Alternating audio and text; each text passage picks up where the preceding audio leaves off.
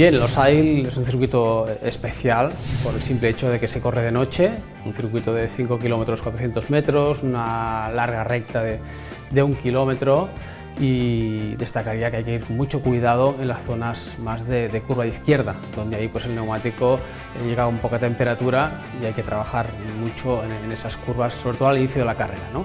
Por lo demás, pues todos sabemos que está muy bien iluminado, con multitud de focos, donde los pilotos pues no tienen ningún problema, simplemente alguna sombra se ve, pero aparte de esto pues es fantástico porque es un circuito extraordinario.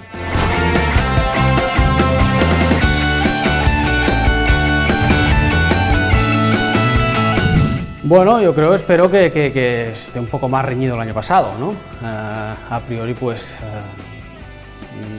en MotoGP todos sabemos que Marc Márquez ha marcado un poco pues la directriz, pero que también pues va a tener sus rivales, ¿no? Como son el hecho de que Ducati ha trabajado muy bien, que están muy pegados a las Honda, Yamaha también ha hecho una moto pues un poco más competitiva y está más cerca a la Honda.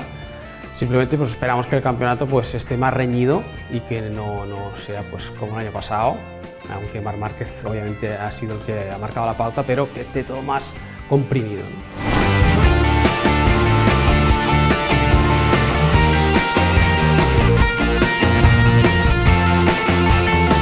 Tito demostró ser más rápido el año pasado, aguantar muy bien la presión de Mika Kallio a final de temporada, y Tito es el favorito.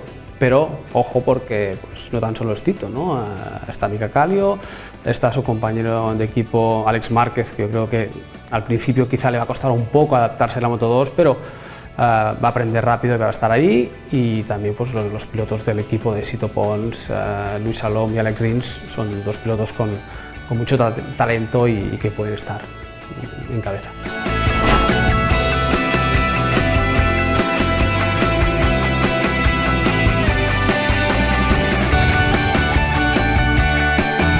Bueno, pilotos hay muchos, ¿no? Pero sobre el papel hay que destacar pues, a Fren Vázquez, que es el piloto que tiene más experiencia. El año pasado pues, ganó 2 carreras. Yo creo que si sale pues, con motivación tiene aptitudes para luchar por el campeonato, ¿no?